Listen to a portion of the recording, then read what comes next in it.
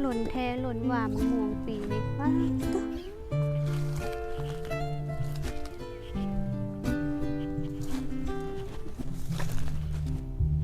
สบายดีสวัสดีตอนสวยพ่อแม่พี่น้องฝั่งลาวฝั่งไทยและทั้งต่างประเท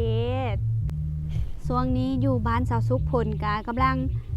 ตกมาห้ำดอกมะม่วงเนาะพี่น้องบ้านสาวสุขตกไปแล้วมือวานนี้เนาะแล้วก็มือนี้สาวสุขก็มาเก็บมะม่วงอีกพี่น้องมือนี้มะม่วงก็หล่นอีกแล้วเนาะมือฝนตกนะก็หล่นมืออันนี่ก็หล่นพี่น้องเบิ่งหล่นหน่วยใดก็บ้าใหญ่ๆเสียดายว่าหน่วยใดก็กรอบๆเลยนี่พอดีเอาไปกินส้มข้าเจ้าขายมะม่วงดิบฤดูนี้นะพี่น้องกิโลละ 35,000 กีบกิโลละ 30,000 กีบกิโลละ 40-50 บาทปุ๊ว่าเพลงได้มะม่วงดิบถ้าว่าซุกไปแล้วราคาตกข้าเจ้าก็เลยพากันเก็บขายช่วงฤดูนี้ลูกประมาณ3นี้แหละคือมะม่วงอันนี้แหละมันก็กรอบกินส้มแซ่บถ้าซุกก็ได้เต็มถ้วยเลยเก็บเอาไว้กินส้มพี่น้องจะขี้เหลือเท่าไหร่ บัดแล้วหน่วยใหญ่ก็หลายได้พี่น้องถ้าว่าลมมานี่กะคือสิหล่นอีกอยู่บัดเหลือกันน่ะสิเหลือหน่อยลงช่วงนี้น่ะคือดกอยู่ได้ แต่บัดแล้วค่ะมันสิเหลือหน่อยเนาะบีมาพี่เบิ่งมักไปกัดขาตั้งกองข่อยบ่ดื้อพี่น้องสาวซุกใส่ซื้อให้เพิ่นตัวแม่นะนางแพนดีตัวผู้เท้าบีดื้อพอดีลิ้นน้ำกันเป็นคู่กันเอาไว้ส่งตัวกินข้าวอิ่มแล้วอยู่ซื่อ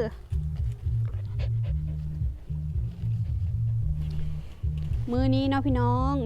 สาวซุกจะมาอัปเดตแล้วก็เล่าหลังจากแม่หวาเพิ่นไปฝั่งไทยว่ะเป็นจังได้เนาะหลังจากตัดสินใจไปรักษาอยู่ทางฝั่งไทยบาดแผลเบาหวานของแม่หวาเนาะ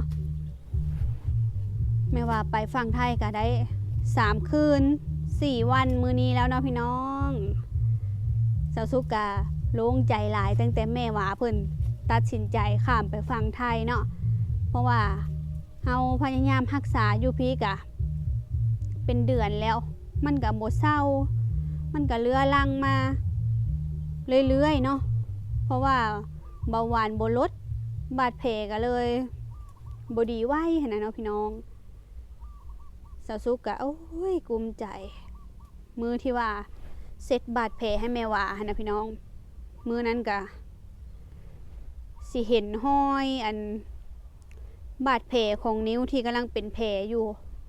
แบบมันสิต่างจากสีนิ้วอื่นนิ้วที่เป็นบาดแผลมันก็สีแบบมีความแบบค้ำๆนะพี่น้อง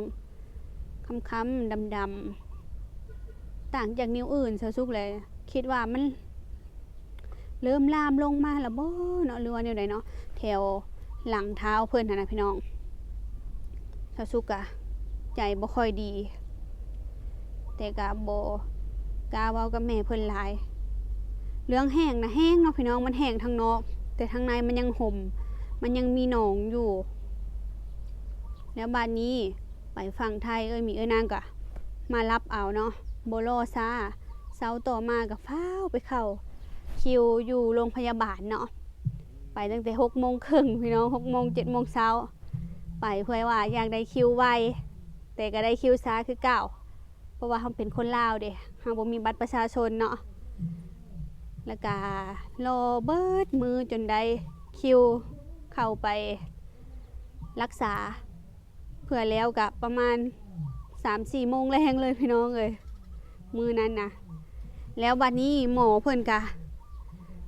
มาเบิ่งแผลของแม่หวาเนาะพยาบาลหั่นแหละเพิ่นน้องเพิ่นก็มาเบิ่งแผลของแม่หวาแล้วก็ได้เปิดแผลเอาเนื้อที่เสียออกแล้วก็บีบประเภทที่มันเป็นน้ำห่มน้ำหนองหั่นแหละพี่น้องออกเนาะขออนุญาตเนาะพี่น้องถ้าว่าคำใดมันบ่เป็นตาฟังปานใดเนาะเพิ่นก็บีบออก บีบออกทำความสะอาดแผลให้ล้างแผลให้เนาะแล้วเพิ่นบอกว่าอันนี้เฮายังบอกบ่ได้เนาะว่าแผลนะมันลามแล้วบ่หรือว่ามันกินกระดูกแล้วบ่เพิ่นว่าเนาะอันนี้ต้องรอไปเข้าเอ็กซเรย์เนาะพี่น้องเพิ่นว่าเนาะแล้วบัดนี้แม่ว่าก็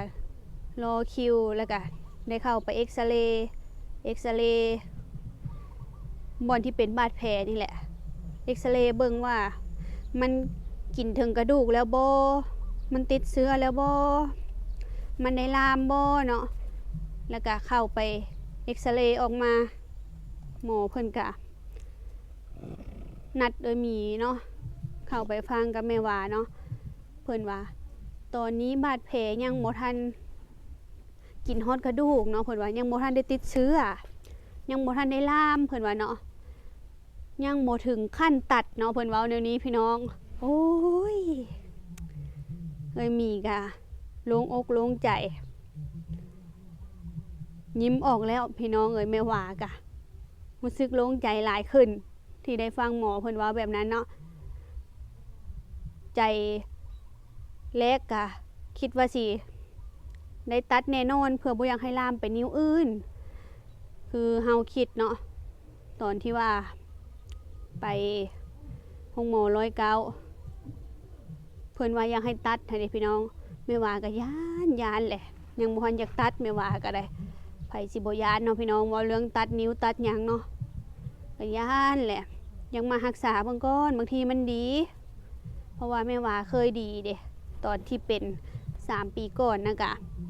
เป็นใส่นิ้วเท้านี่แหละบาดแผลก็ใหญ่คือกันเนาะพี่น้องเป็นใส่นิ้วโป้รักษามาก็ถือว่าดีอยู่โรงหมอ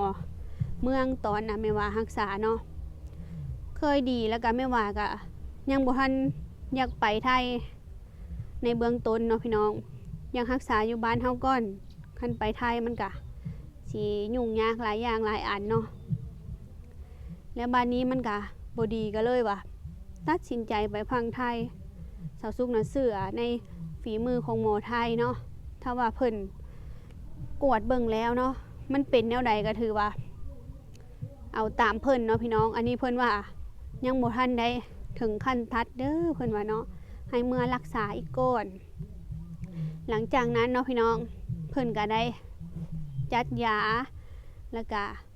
วางยามาให้กินในแต่ละวันก็สิมียาฆ่าเชื้อยาแก้ปวดเนาะเพราะว่าไม่ว่าถึกโรคบาดแผลตัวที่เสียออกแล้วก็เจ็บพี่น้องไม่ว่าหันหนังบีบมือมีเพิ่นเจ็บแฮงเพิ่นบ่ได้ใส่ยามึนยาหยังเนาะเพิ่นก็ยังให้รู้สึกว่า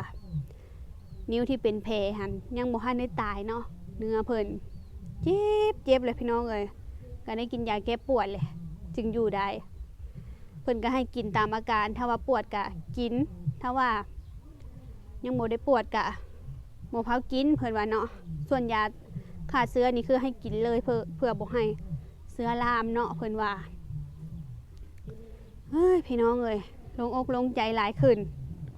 สาวสุกก็ได้ทีแรกก็แบบคอยใจคันว่าหมอว่าตัดสาวสุกก็น้ำตาตกน้ำแม่เพิ่นเศร้าใจน้ำแม่เพิ่นพี่น้องแม่เพิ่นก็เจอเรื่องอุบัติเหตุเจอยังมาลวงหลายสู่ซนมาตั้งแต่ยังน้อยๆเนาะพี่น้องแม่เพิ่นก็มีความคิดท้อถอยหลายอย่างหลายอันบางเทื่อเพิ่นคิดใส่ความทุกข์ที่เพิ่นเคยผ่านมาเนาะมาแล้วเฒ่ามาก็ยังมาเป็นแบบบาดแผลสิได้ตัดนอกตัดนิ้วเห็นแม่เพิ่นแล้วก็เศร้าน้ำแม่เพิ่นพี่น้องบางเทื่อคันอยู่คนเดียวแม่ว่ากะน้ำตาไหลเพิ่นเศร้าเพิ่นคิดนะพี่น้องบัดนี้แม่ว่าก็คือโล่งใจหลายขึ้นมีถ่ายรูปมาให้เบิ่งแม่ว่ากะกินข้าวกับปิ้งปลาบ่แกงปลาบ่กะรู้สึกว่าเพิ่นกินข้าวแซ่บขึ้นกินข้าวกับข้าวกล้องอะไรพี่น้องแม่ว่าได้ไปฝั่งไทยกะพอดีถึกช่วงเบาอ้าย เพิ่นมาต่อบัตรอยู่นครพนมเด้พี่น้องพอดีจุบ2 เดือนแล้วเพิ่นก็ให้มาต่อบัตรมาก็พอดีเบาอ้ายก็รับเอาน้องขวัญเข้าเนาะแล้วก็เมียเพิ่นไปเยี่ยมแม่หวาไปลิ้นนำแม่หวาก็บ่เหงาปานใดมีหลานอยู่พอมีน้องมิวก็กำลังซนเลย น้องมิวก็เที่ยวจับแต่บาดแผลของยายได้พี่น้องจอบจับนิ้วที่ว่าอันเป็นแผลค่ะแม่ว่าเอาแนวเขียนไว้พันไว้จอบหูว่ายายห่วงยายอันบ่ให้จับให้จอบแต่สิจับเจ้าสุกนะเฮ้ยอยากหัวตลกขนาดพี่น้องจอบจับแม่ว่าก็ยันเจ็บแล้วเนาะกันหลานจับพอดีเลยไปเลยมันเจ็บมันปวดนะพี่น้องแผลหากะสิลอกมาเนาะคือแม่ว่าไปฝั่งไทยนี่กะไปบัดชั่วคราวเนาะพี่น้องหนังสือผ่านแดนชั่วคราวเพิ่นให้อยู่2 คืน3 วันเนาะแล้วเพิ่นก็ให้กลับแล้วบัดนี้แม่ว่านั่นถูกนัดอยู่โตหมอเพิ่นนัดให้ไปกวดบาดแผลอีกเทื่อนึงแล้วบัดนี้เนาะเคยมีกระลงพาแม่ว่าไปตัวหม้อลงไปขออนุญาตน้ำเพิ่นขออยู่โตได้บ่เนาะเพิ่นกะบ่ได้นโยบายเนาะพี่น้องช่วงนี้นะมันก็ถือว่ายากอยู่สาวสุขคิดไว้อยู่ว่าเพิ่นบ่ได้นโยบายคือแต่เก่าพี่น้องแต่เก่าเพิ่นนโยบายให้อยู่คนเจ็บแล้วบัดนี้เนาะเพิ่นบ่ได้นโยบายแล้วแม่ว่าก็ได้กลับมาเฮ็ดบัตรชั่วคราวอยู่ฝั่งลาวอีกเทื่อนึงแล้วก็กลับเข้าไปไทยอีกเนาะพี่น้องมื้อวานนี้ตอนแรงเคยมีไปส่งอยู่ด่านแล้วก็แม่ว่าก็ขึ้นรถมาต่อแล้วก็กลับเข้าไทยอีกเพื่อรอพาสปอร์ตออกเนาะพี่น้องภาวนาให้พาสปอร์ตออกไวๆบ่หลายก็อีก2 มื้อใดก็ยังไข้เนาะสาวสุกยันแม่ว่าเพิ่นเมื่อยเพิ่นเจ็บเท้าแน่เนาะเที่ยวมาเฮ็ดบัตรชั่วคราวแล้วกลับเข้าไปใหม่อีกบางเทื่ออาจจะได้กลับมาต่ออีกเทื่อที่3พุ่นแหละแม่ว่ากลับมาเฮ็ดบัตรชั่วคราวอีกเทื่อที่3พุ่นเพื่อสิได้บัตรสปอร์ตจำเขาอีกก็อีตนแม่เพิ่นอยู่เพิ่นเจ็บเท้าไปก็ได้ค่อยๆไปยันแบบเพิ่นขึ้นรถลงรถช้าแล้วก็ยันคนแบบซูนเท้าเพิ่นหั่นนะพี่น้องก็ได้รอเบิ่งตามอาการอีกก่อนพี่น้องหมอเพิ่นว่าให้อันไปล้างบาดอยู่อนามัยบ้านก็ได้เนาะถ้าว่าล้างเป็นล้างเองก็ได้ถ้าไปโรงพยาบาลแล้วคือคิวยาวเพิ่นว่าถ้าว่าล้างเป็นก็ล้างเองเพิ่นว่าเนาะแม่ว่าก็เลยว่าตัดสินใจล้างเองก็มีไอ้นางหั่นแหละเป็นคนพาล้างพี่น้องล้างให้สะอาดเนาะก็ประมาณนี้เลยพี่น้องหลังจากแม่ว่าได้ไปหาหมออยู่ทางฝั่งไทยแล้วสาวสุกก็โล่งอกโล่งใจหลายขึ้นทีแรกก็คิดกังวลสาวสุกก็ได้แต่ติดต่อถามมีไอ้นางว่าเป็นจังได๋ไปหาหมอแล้วบ่เนาะเป็นห่วงย้านหมอเพิ่นเว้าว่าได้ตัดนิ้วหั่นแหละพี่น้องเอ้ยเป็นห่วงยันแม่ว่าเพิ่นเจ็บหั่นแหละตัดนิ้วถ้าว่าเป็นไปได้ก็อยากลองปัวก่อนคันว่ายังบ่ทันได้ติดเชื้อติดหยังแล้วก็ควบคุมเบาหวานให้อยู่ควบคุมบ่ให้น้ำตาลมันขึ้นหลายเนาะช่วงนี้เบาหวานแม่ว่าก็น่าสิลดเลยแหละพี่น้องเพราะว่ากินข้าวกล้องที่บ่มีธาตุน้ำตาลเลยแล้วก็กิน1 ผักลวกผักโตที่มันบ่มีรสหวานเนาะก็มีก็นางก็หาซื้อผักซื้อปลาน้ำโขงเนาะเอามาเฮ็ดสุกินใครแน่อยู่พุ่นนะพี่น้องเอ้ยใกล้ริมโขงซื้อปลาน้ำโขงมากินมันคืออยู่พี่แหละส่วนหลายกะคันเบาต้อมเพิ่นออกมากะขวางปลาน้องมาปิ้งสุกินพี่น้อง FC เพิ่นว่าเป็นหยังเวลาเอาปลาขึ้นมาคือบ่เฮ็ดเมนูต้มยำอีหยังสู่แม่เพิ่นกินเนาะคือแม่เพิ่นบ่มักเนาะพี่น้องประเภทต้มยำบ่หรือว่า แกงบ่ช่วงที่เพิ่นเป็นบาดแผลเพิ่นบ่อยากกินประเภทที่ว่าเป็นน้ำหลายแล้วก็ประเภทต้มยำคันเฮ็ดส้มเลยก็คือท้องเสียคือเฮาบ่เป็นเบาหวานนี่ถ้าเฮาเฮ็ดต้มยำเฮาก็เฮ็ดรสส้มหวานใส่น้ำตาลแน่เนาะแต่แม่เพิ่นกินบ่ได้พี่น้องประเภทต้มยำเนาะเพิ่นเน้นกินปิ้งกับข้าวสวยประมาณนี้ตอนนี้ก็บดๆเด้อพี่น้องบรรยากาศช่วงนี้เพิ่นว่าสิมีพายุฤดูร้อนเข้ามาอยู่หลายมืออยู่เนาะบางบ่อนก็ตกแห้งๆฝนนะแต่บ้านสาวสุขหันตกบ่แห้งปานใดพอดีหำดอกมะม่วงหน่อยหนึ่งเมื่อวานนี้มื้อนี้ก็แห้งแล้วพี่น้องบ้านนี้เฮากะจะรอติดตามบาดแผลของแม่วาอีกเนาะพี่น้องจนกว่าหมอจะนัดไปกวดอีกเนาะว่าจะเป็นจังใดก็ภาวนาให้แม่วาเพิ่นหายไวๆเนาะพี่น้องเป็นห่วงแม่เพิ่นหลายแม่เพิ่นไปแล้วก็คิดฮอดเนาะคอยใจแม่เพิ่นบ่อยู่ก็เหงาๆใครแต่ว่าน้องน้อยเพิ่นมาแต่ฝั่งไทยแล้วพี่น้องเอ้ยก็มาอยู่เป็นหมู่กันเนาะสาวสุกกะขอขอบบุญขอบคุณทุกๆกำลังใจที่พี่น้อง FC ส่งเข้ามาให้แม่วาเด้อเนาะให้คำแนะนำแม่วาหลายๆอย่างหลายๆแนวเนาะขอให้พี่น้อง FC เบิดสุขสุขคนจงอยู่ดีมีแห้งอายุมั่นขวัญยืนเด้อความเจ็บอย่าได้ความไข้อย่ามีโชคหมานร่ำรวยเด้อสำหรับคลิปนี้ฝากเป็นกำลังใจให้ครอบครัวสาวสุขโดยการบอกคำโฆษณาเด้อพ่อแม่พี่น้องสบายดี